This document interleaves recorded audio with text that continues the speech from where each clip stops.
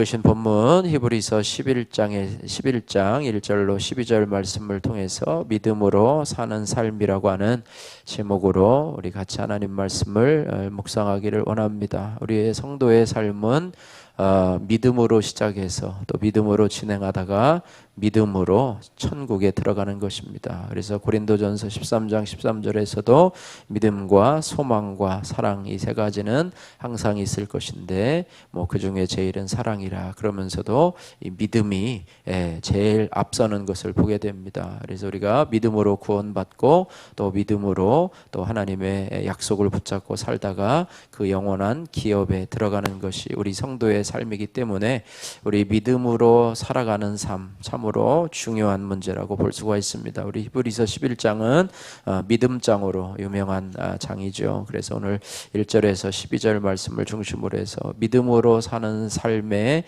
삶이란 것은 과연 무엇인가 이 부분에 대해서 믿음의 선진들의 교훈을 우리가 살펴보기를 원합니다. 첫 번째로 이 믿음으로 사는 삶이라고 하는 것은 바라는 것들을 실상으로 여기고 보이는 것이 아니라 하나님의 뜻을 확신하는 것, 이것이 바로 믿음으로 사는 것입니다. 한번 따라해 볼까요? 보이는 현상이 아니라 하나님의 뜻을 확신하는 것입니다. 믿음의 정의에 대해서 오늘 1절 말씀에 믿음은 바라는 것들의 실상이요 보이지 않는 것들의 증거라 이렇게 말씀하고 있습니다. 이것이 성경에 나와 있는 이 우리가 믿음으로 사는 삶의 가장 명확한 증거라고 볼 수가 있습니다.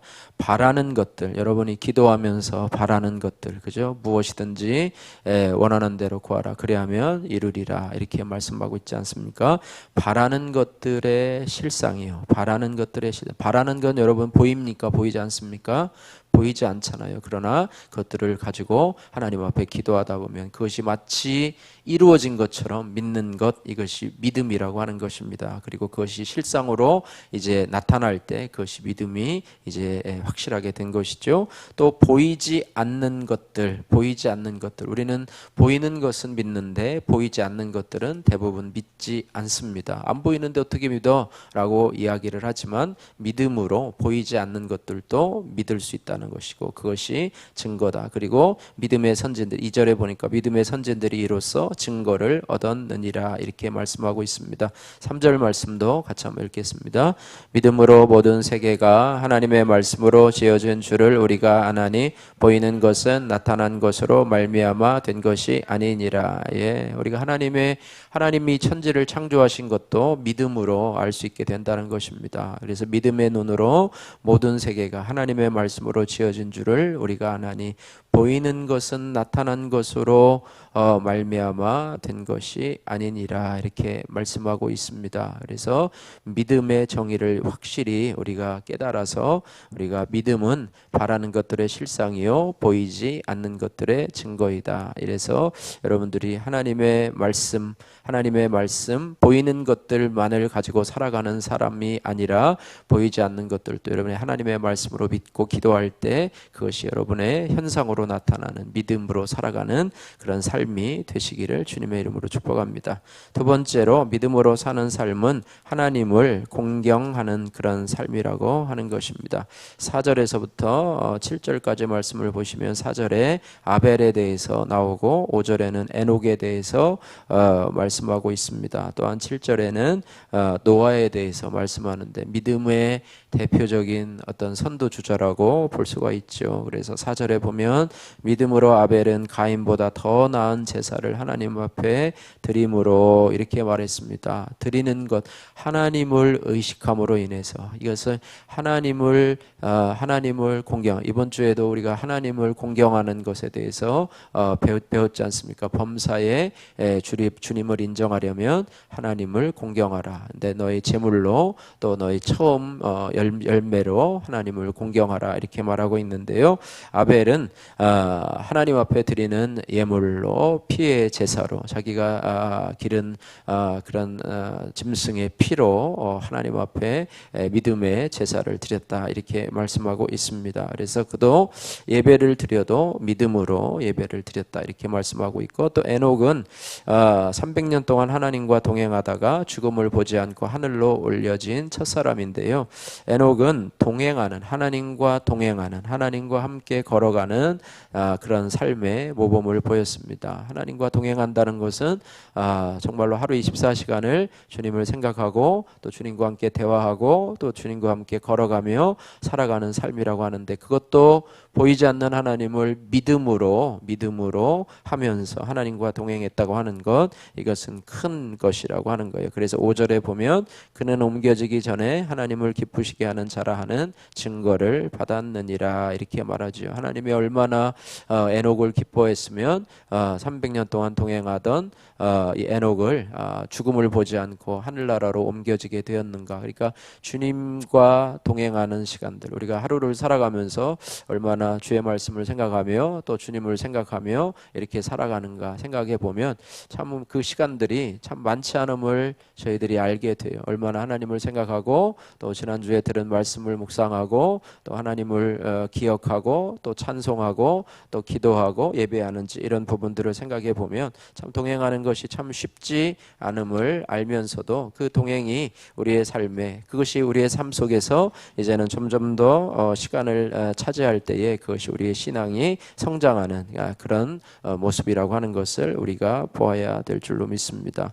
또한 노아는 홍수로 인류를 심판하시겠다는 하나님의 말씀을 믿고 방주를 지었습니다. 그래서 7절 말씀 같이 읽겠습니다. 믿음으로 노아는 아직 보이지 않는 일에 경고하심을 받아 경외함으로 방주를 준비하여 그 집을 구원하였으니 이로 말미암아 세상을 정죄하고 믿음을 따르는 의의 상속자가 되었느니라. 아멘. 예, 보이지도 않는 일에 대해서, 앞으로 나타날지도 않는 일에 대해서 하나님의 물로 세상을 심판할 거라는 하나님의 약속을 믿고 방주를 짓는, 그것도 산꼭대기에다가 방주를 짓는 믿음의 노아였었고, 수많은 비판과 정죄를 받으면서도 믿음을 꺾지 않고 그 일로 인해서 자신과 또 자신의 가족을 구원하고 또 의의 상속자가 되었다 이렇게 말씀하고 있습니다. 그래서 그 세 명에 대한 그런 결론적인 말씀이 우리가 올해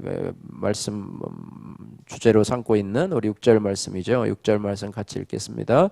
믿음이 없이는 하나님을 기쁘시게 하지 못하나니 하나님께 나가는 자는 반드시 그가 계신 것과 또한 그가 자기를 찾는 자들에게 상 주시는 이심을 믿어야 할지니라. 아멘. 예, 오늘 히브리서 11장에서 오늘 히브리서 11장으로 6절 말씀 암송하고 여러분이 묵상하셔서 이런 아벨과 같이 또 에녹과 같이 노아와 같이 믿음의 삶을 사시기를 주님의 이름으로 축복합니다. 세 번째로 이 믿음으로 사는 삶의 표본으로 이 아브라함을 제시하고 있는데요. 이 세 번째로 이 믿음으로 사는 삶은 하나님의 부르심을 믿고 순종하는 삶이라고 하는 것입니다. 아브라함은 믿음의 조상으로 불리우게 되지요. 그래서 8절에 보면 믿음으로 아브라함은 부르심을 받았을 때에 순종하여서, 그죠? 장래의 유업으로 받을 땅에 나갈새 갈 바를 알지 못하고 나갔으며 이렇게 말씀하고 있습니다. 그래서 믿음으로 그가 이방의 땅에 있는 것 같이 약속의 땅에 거류하여 동일한 약속으로 유업으로 함께 받은 이삭과 야곱과 더불어 하나님 앞에 거하였으니 10절 말씀 같이 읽습니다. 이는 그가 하나님이 계획하시고 지으실 터가 있는 성을 받았음이라. 믿음으로 그가 부르심을 순종하고 또 하나님이 명하신 곳에 갔는데 그것이 바로 하나님이 계획하시고 지으실 터가 있는 성을 바랐음이라 이렇게 말하고 있습니다. 그리고 사라도 역시 믿음으로 또 약속의 자녀를 얻게 되었고요. 그래서 12절 아브라함의 결론이죠. 아브라함과 이 사라의 믿음의 결론으로 12절 말씀 보십시오. 이러므로 죽은 자와 같은 한 사람으로 말미암아 하늘의 허다한 별과 또 해변의 무수한 모래와 같은 많은 후손이 생육하였느니라 이렇게 말해요. 갈 바를 알지 못하고 믿음으로 순종하여 나갔더니 하나님께서 결국은 열국의 아비로 열국의 어미로 그들을 사용하여 주셔서 믿음의 조상으로 쓰임 받게 되었다라고 하는 사실을 통해서 우리가 하나님의 말씀을 주실 때 그것이 처음에는 참 미약하고 우리의 믿음이 연약하지만 그 말씀을 붙잡고 순종하며 한 걸음 한 걸음 나갈 때 그 말씀이 나를 이끌고 나가고 그 말씀을 통해서 하나님이 주시는 축복의 삶이 된다라고 하는 것을 기억하면서 우리 성도들과 믿음은 성도의 삶과 믿음은 뗄래야 뗄 수 없는 관계다. 그래서 우리가 믿음 생활, 교회 생활을 믿음 생활 혹은 신앙 생활이라고 하지 않습니까? 그래서 우리가 믿음이 날로 날로 자라날 수 있도록 우리가 기도하시고 또 우리의 삶 속에서 여러분의 삶 속에서 하나님의 말씀을 붙잡고 믿음으로 살아가는 그런 삶의 역사들이 나타나기를 주님의 이름으로 축복합니다. 믿음의 증거가 된 눈물이라고 하는 장수원님의 큐티인 간증입니다. 어린 시절 저는 눈이 보이지 않는 하나님 때문에 매주 교회 나가야 하는 것이 너무나 짜증이 났습니다. 운동선수인 저에게 하나님은 도움을 주시는 분이 아니라 쉬어야 할 주말을 빼앗아가는 분으로 여겨졌기 때문입니다. 그러다 힘든 사건을 무사히 통과하는 신기한 경험을 하면서 하나님이 도와주신 거 아닐까 하는 마음이 들었습니다. 그때부터 저는 성경을 읽기 시작했습니다. 그러면서 하나님이 지금 내 옆에 계시고 앞으로 내가 가야 할 모든 여정에 함께 하실 것을 믿게 되었습니다. 그러자 제 입에서 하나님이 진짜 계시다라는 고백이 나왔습니다. 이렇게 저에게 선물처럼 주어진 믿음은 말씀 그대로 보이지 않는 것들의 증거가 되었습니다. 이후 하나님은 제가 실업팀에서 운동을 그만둘 때까지 저를 사용하시며 내 힘으로는 도저히 이뤄낼 수 없는 성과까지 거두게 하셨습니다. 그러다 선수 생활을 마치고 코치의 길로 들어섰을 때 저는 억울하게 팀에서 퇴출당하는 사건을 겪게 되었습니다. 그 당시 힘들었던 저는 말씀을 묵상하다가 물질과 명예에 안주하려는 내 죄가 보여 회개하게 되었습니다. 또한 말씀으로 이 일은 하나님이 허락하신 사건이라 해석하게 되었고요. 그러자 하나님은 그동안 제가 그분을 기쁘시게 하는 일을 멈추었다고 알려주시며 저를 공격한 사람들을 비난하는 마음도 사라지게 하셨습니다. 시간이 지나 지금은 다른 일을 하고 있는데 수입이 적다 보니 다섯 식구가 허리띠를 졸라매고 허락하신 장막에서 살아내고 있습니다. 하지만 언젠가 하나님이 저의 무너진 터에 성을 세워주실 것을 믿습니다. 여전히 눈에 보이지 않지만 하늘의 허다한 별과 해변의 무수한 모래와 같은 많은 영적 후손이 생육하도록 하나님이 저 한 사람을 택하시고 믿음을 심어주신 것을 믿고 나갑니다. 오늘도 주신 믿음으로 말씀과 함께 걸어가기를 원합니다. 적용하기 저를 팀에서 나가게 했던 감독님에게 전화하여 안부를 여쭙겠습니다. 선수 시절 함께 신앙생활을 한 후배에게 제 간증이 담긴 감사의 메시지를 보내겠습니다. 바라기는 저와 여러분들이 믿음으로 하나님 기뻐하시는 자라고 하는 그런 증거를 받는 저와 여러분들 되기를 주의 이름으로 축복합니다. 기도하겠습니다. 사랑의 하나님 아버지 감사합니다. 하나님 믿음의 선진들의 예를 보면서 하나님 보이지 않는 것들을 붙잡으며 또 하나님의 말씀을 붙잡으며 하나님을 기쁘시게 하려는 증거를 얻었다고 말씀하고 있습니다. 하나님 아버지 말씀으로 천지를 창조하신 하나님을 저희들이 믿게 하시고 눈에 보이는 것들만 따르고 추구하던 불신의 생각에서 벗어나 이제는 보이지 않는 것들을 저희의 실상으로 삼아서 믿음을 우리의 삶에 드러나 보이는 삶을 살게 하여 주옵소서. 또한 아브라함처럼 이 땅에서 나그네로 살아가는 동안에 믿음으로 순종하게 하시고 정말로 많은 영적 후사들을 낳을 수 있도록 인도해 주옵소서. 예수님 거룩하신 이름으로 기도드립니다. 아멘.